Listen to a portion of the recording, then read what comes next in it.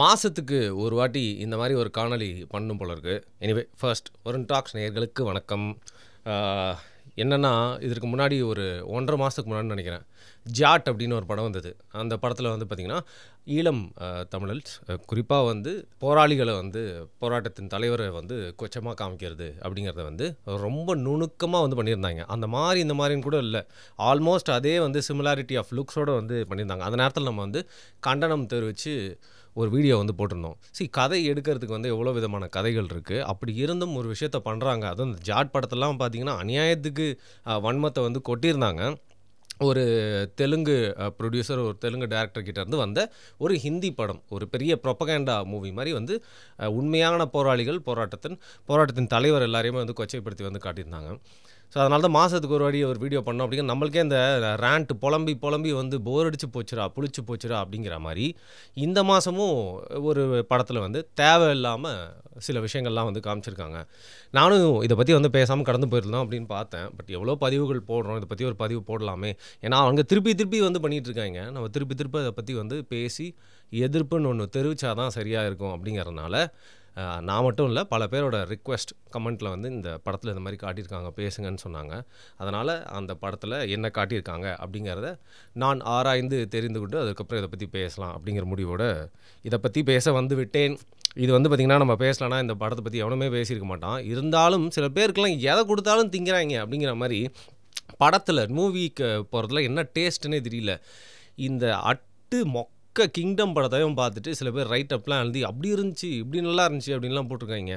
Technically பார்த்திங்கன்னா சில விஷயங்கள்லாம் இந்த படத்தில் நல்லா இருந்திருக்கு போல இருக்குது.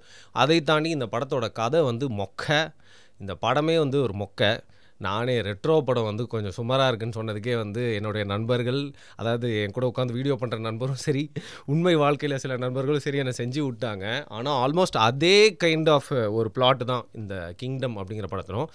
இந்த படம் வந்து யார் நடிச்சது அப்படின்னா வந்து விஜய் தேவரகொண்டா விஜய் தேவரகொண்டா வந்து அர்ஜுன் ரெட்டி அப்படிங்கிற படத்தின் மூலியமாக வந்து ஆண்கள்லாம் எப்படி இருக்க வேணும் அப்படின்னு சொல்லிட்டு வந்து சினிமா உலகத்துக்கு காட்டினவர். அந்த படத்தின் மூலியமாக பிரபலமாகி தான் அனிமல்ன்ற ஒரு படத்தில் ஆண்கள்னால் இப்படி தான் இருக்கணும் அப்படின்னு சொல்லிட்டு ரன்பீர் கபூரை வச்சு அந்த டேரக்டர் வந்து தன்னோட மைலேஜை இந்தியா லெவலுக்கு ஏற்றிக்கிட்டாரு. இந்த விஜய் தேவரகொண்டா நடித்த இந்த படம் வந்து இதற்கு முன்னாடி இந்த படத்தோட டேரக்டர் என்ன படம் எடுத்திருக்காரு அப்படின்னு போய் பார்த்தா அது ஒரு டீசெண்டான படம் தான் எடுத்திருக்காரு. நானியை வச்சு ஜெர்சி அப்படின்னு கிரிக்கெட் சம்மந்தப்பட்ட ஒரு படம் இருந்தது. அது ஒரு டீசெண்டான படம் தான். ஆனால் இந்த படத்தில் வந்து என்ன மரங்கள் இருந்துச்சு அப்படின்னு தெரியல. இந்த படத்தில் ஆந்திராவிலேருந்து வந்து பார்த்திங்கன்னா ஹீரோ ஒரு மிஷனுக்காக தன்னுடைய அண்ணனை வந்து பார்க்கறதுக்காக வந்து இலங்கைக்கு போகிறாரு. அங்கே போனால் வந்து தன்னோட அண்ணனே தான் அந்த வில்லனாக இருக்கிறாரு அப்படிங்கிறத தெரிஞ்சுக்கிறாரு. அங்கே அந்த கதை களத்தில் வந்து பார்த்திங்கன்னா இவங்க காட்டக்கூடிய விஷயம், இலங்கை தமிழர்கள்லாம் வந்து ஈவலாக இருக்காங்க. அதாவது இலங்கை தமிழர்கள் யாரோ ஒருத்தர் ஈவலாக இருக்கலங்க. இவர் காட்டுறதுல வந்து கலெக்டிவாக எல்லாருமே பெரும்பான்மையானவர்களோட மைண்ட் செட்டே இப்படி தான் இருக்கும் அப்படிங்கிற மாதிரி வந்து இந்த படத்தோட டேரக்டர் வந்து காட்டியிருக்காரு. ஸோ நிறைய விஷயங்கள் பேசுகிறோமே, நிறைய ஸ்டேட்டில் நம்ம படத்தை வந்து டப்லாம் பண்ணி விடுறோமே அப்படிங்கிறனால இந்த விஜய் தேவரகொண்டா இருக்கார்ல, அவராது இதை பற்றி யோசிச்சிருக்கலாம். சரி, அவர் யோசிக்கல, விடுங்க, நடிகர் அப்படின்னு சொல்லிட்டு ஈஸியாக தப்பிச்சு போயிடுவார். இந்த பர்டிகுலர் தெலுங்கு பட டேரக்டர் வந்து ஏன் வந்து யோசிக்கலை, மேபி வேணுன்ட்டு யோசித்து வச்சாரா அப்படிங்கிற சந்தேகம் இல்லை. கண்டிப்பாக வந்து வன்மம் அப்படிங்கிறது பார்த்திங்கன்னா எப்படிலாம் இருக்கும் அப்படின்னா, நம்ம ஒரு ஃபீல்டில் இருக்கோம் அப்படின்னா நம்மளுக்கு ஒரு பெரிய வன்மம் இருக்குன்னு வச்சுக்கோங்களேன். நம்மளோட ஃபீல்டில் அந்த பவரை வச்சு நம்மளோட வன்மத்தை எப்படி கொட்டலாம் அப்படிங்கிறது வந்து எல்லா ஃபீல்டுலுமே வந்து சில ஆட்கள்லாம் பண்ணிகிட்டு இருப்பாங்க. அதில் க்ரியேட்டிவ் ஃபீல்டில் சினிமா டேரக்டர்ஸ் என்ன பண்ணுறாங்க அப்படின்னா, தங்களுடைய போதைக்கு சில பேரை வந்து ஊர்காயாக வாழ்க்கையில் பயன்படுத்திக்கிற மாதிரி தங்களோட கதைக்கு ஒருத்தனை ஹீரோவாக காட்டணும், ஏற்றி காட்டணும் அப்படின்னா சில பேர் வந்து ரொம்ப அசிங்கமாக அவங்கள வந்து தாழ்த்தி காட்டுறது மட்டும் இல்லாமல் இவங்களாம் தப்பானவங்க, சிந்தனையிலே வந்து இவங்களாம் வந்து பார்த்திங்கன்னா ரொம்ப தப்பானவங்க, ஈஸியாக வந்து வில்லனிஃபை பண்ணிடலாம் அப்படிங்கிற மாதிரி வந்து டைரக்டர்ஸ் யோசிக்கிறாங்க. அப்படி தான் எவனோட போதைக்கோ வந்து இந்த ஈழத்தமிழர்கள் ஊர்காயாக வந்து போயிடுறாங்க. இன்றைக்கி வந்து ஒரு சமூகத்தை ஒடுக்கி அடக்கி அவங்க மேலே ஏறி உட்கார்ந்து வாழக்கூடிய ஒரு சமூகமாக இருந்தால் கூட வந்து பரவாயில்ல, இன்னும் தங்களோட பிரச்சனைகள் வந்து தீராமல் நிறைய பேர் சொல்லுவாங்க, உனக்கு தெரியுமா நிறைய கடல் கடந்து போயிட்டு வந்து ஈழத்தமிழர்கள்லாம் எப்படி வாழ்கிறாங்க, லண்டனில் நல்லா வாழ்கிறாங்க, நார்வேயில் கொடி கட்டி பறக்கிறாங்க, கனடாவில் ரிச்சாக இருக்காங்க, ஆஸ்திரேலியாவில் வந்து அவங்க லைஃப் ஸ்டைலை பார்த்துருக்கியா அப்படிலாம் நம்ம சொன்னாலும் அவங்களாம் எக்ஸப்ஷன்ஸ்.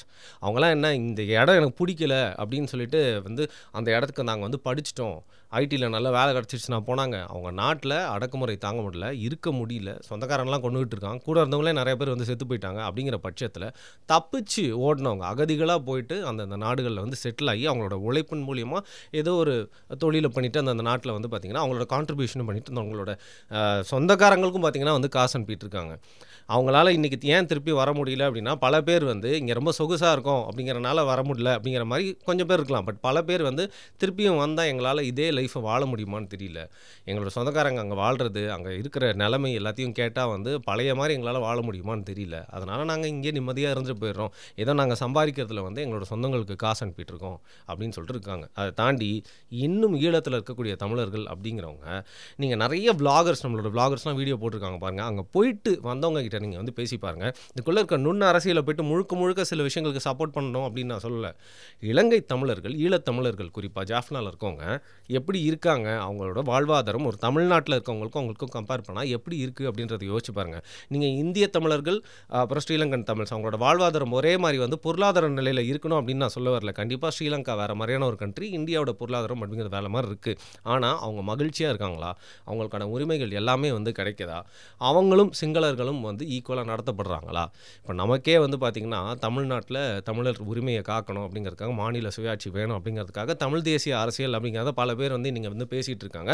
அதில் குறிப்பாக வந்து இப்போ திராவிடம் வந்து பண்ணுதோ இல்லையோ நாங்கள் ஆரியர்களை எதிர்க்கணும்னு சொல்கிறதுக்கான காரணம் என்னென்னா, தமிழ்நாட்டையும் தமிழர்களின் உரிமைகளையும் வந்து பறிக்க முயற்சிக்கிறாங்க அப்படிங்கிற ஒரு அரசியல் தான் நம்ம அரசியல். அதே மாதிரி இல்லை, அதோட இன்னும் கொடூரமாக வந்து பார்த்திங்கன்னா ஈழத்தில் மக்கள் தங்களோட உரிமைக்காக போராடிட்டு அவங்களே ஏதோ ஒரு வாழ்க்கை வாழ்ந்துட்டுருக்காங்க. அவன் ஏதோ பெருசாக வாழ்ந்துட்டா மாதிரி இவங்க 2 மாதத்துக்கு இல்லை 3 மாதத்துக்கு ஒரு வாட்டி ஏதோ ஒரு படம் எடுத்து விட்றாங்கங்க. இப்போ வந்து நல்ல படமோ மொக்க படமோ அதை வந்து பைலிங்குவலாக வந்து எல்லா இடத்துலையுமே கொஞ்சம் வந்து டப் பண்ணி விட்டு காசு சம்பாதிக்கணும், கல்லா கட்டணும் அப்படின்னு நினைக்கிறாங்க. அதில் எல்லா ஸ்டேட்லையுமே இவங்க வந்து மொழி மாற்றவாறு பண்ணி விட்றாங்க. அதில் இந்த படங்களில் 4ல் ஒரு படம், குறிப்பாக வந்து ஆந்திராவிலேருந்து வரக்கூடிய சில படங்களில் வந்து பார்த்திங்கன்னா இந்த ஈழத்தமிழர்கள், ஆந்திரா சார்ந்தவங்க எடுக்கக்கூடிய படத்தில் வந்து பார்த்திங்கன்னா ஈழத்தமிழர்களை ஏதாவது ஒரு இடத்துல வந்து அசிங்கமாக காட்டுறது, தப்பாக காட்டுறது. அண்ட் இந்த ஹிந்தியில் நிறைய சீரீஸில் வந்து காட்டக்கூடிய விஷயங்களை ஈழத்தமிழ் வந்துட்டாலே அவங்க வந்து பார்த்திங்கன்னா விபச்சாரம் பண்ணுற மாதிரி வந்து காட்டுறது, இல்லை தீவிரவாதிகளாக காட்டுறது அப்படிங்கிறத வச்சுருக்காங்க.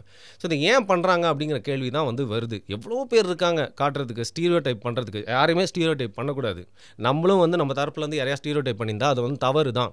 ஆனால் அடிக்கடி இது வந்து ஏன் நடக்குது அப்படின்றது, எதர்ச்சியாக இது நடக்கலை அப்படிங்கிறது மட்டும் புரியுது. அவங்கள வந்து தவறாக காட்டணும், அதை காட்டி இந்தியா லெவலில் ஈழத்தமிழர்கள் அப்படின்னாலே கொஞ்சம் தப்பானவங்கப்பா, அவங்க வந்து சரி இருக்க மாட்டாங்க அப்படிங்கிற மாதிரி காட்டணும்னு வேணுன்ட்டே பண்ணுற மாதிரி இருக்குது.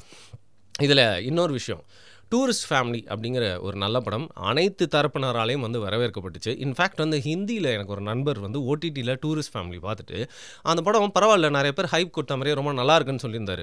ஆனால் என்னை பொறுத்தவரைக்கும் அவருக்கு வந்து முழுசாக அது புரிஞ்சுதா அப்படின்னு தெரியல. அவர் வந்து ஈழத்தமிழருக்கு அந்த கேரக்டரை பார்த்து நம்மளோட உணர்வோடு வந்து அவங்க கூட வந்து ரிலேட் பண்ணி பார்த்துருப்பாருன்னு தெரியல. பட் மூவியாகவே இது கொஞ்சம் ஃபீல் குட்டாக இருந்ததுனால அவருக்கு பிடிச்சதோ என்னவோ. ஆனால் இந்திய லெவலில் டூரிஸ்ட் ஃபேமிலின்னு ஒரு படத்தின் மூலியமாக வந்து ஈழத்தமிழர்கள் அகதிகளாக வந்து தமிழ்நாட்டில் வந்து நல்லா வாழ்கிறதுக்காக தமிழ்நாட்டு தமிழர்களும் எப்படி வந்து உதவுறாங்க அப்படிங்கிற மாதிரி ஒரு அழகான படத்தை வந்து காமிச்சிருப்பாங்க. அதன் மூலியமாக ஒரு 10ல் 5 பேருக்கு வந்து ஈழத்தமிழர்கள் மேலே ஒரு நல்ல ஃபீலிங் வந்திருந்தா, இவங்க இந்திய லெவலில் பெரிய பெரிய படங்களாக எடுத்து சீரியஸாக எடுத்து ஒவ்வொரு வாட்டி ஈழத்தமிழர்களை இது மாதிரி காட்டுறது, அசிங்கமாக தப்பாக காட்டுறதுக்கான காரணம் என்ன?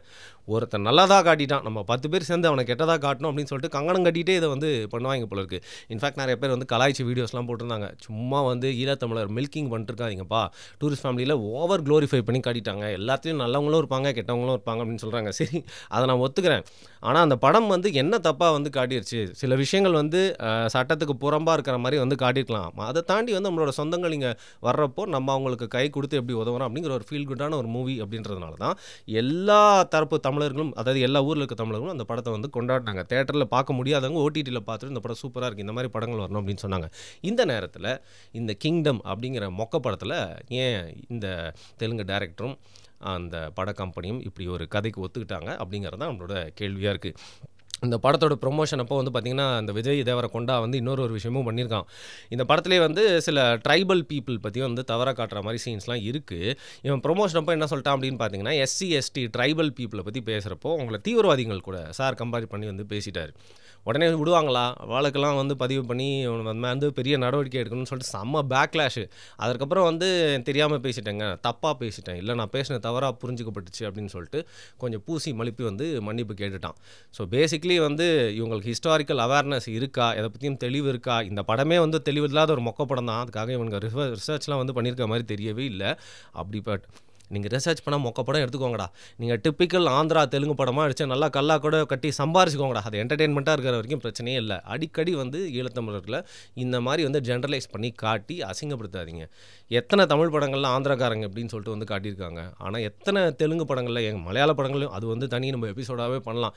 அதுல வந்து ரொம்ப இன்ஜினியரிங் பண்ணி இந்த மாரி கதைக்குள்ள வாழைப்பழத்துல ஊசி ஏத்துற மாரி, முழு பால்ல வந்து விஷம் கலக்கிற மாரி, ஒரு துளி விஷம் கலக்கிற மாரி வந்து வச்சுட்டு போயிட்டே இருக்காங்க. அதனால நான் ஏற்கனவே சொன்ன மாரி இது வர வர போர் அடிக்குது இத பத்தி பேசியே. ஆனா அவங்க பண்றதுக்கு அவங்களுக்கு வந்து நிறுத்த மாட்றாங்களே. அதனால நம்மளும் நிறுத்த முடியாது. அதனால இந்த பதிவுல என்னோட ராண்ட் அப்படின்னு வச்சுக்கோங்க. நீங்க இந்த படம் பார்த்திருந்தீங்கன்னா உங்களுக்கும் அப்படி தோணுச்சு அப்படின்னா சொல்லுங்க. இல்ல வருண் நீ ஒரு முட்டாள், இல்லாத விஷயத்த நீ ஏன் கிளப்பி பேசுற அப்படின்னா வந்து குறிப்பா தயவு செய்து நான் என்ன தப்பா பேசியிருக்கேன் அப்படிங்கிறத கீழ கமெண்ட் பண்ணுங்க. நன்றி.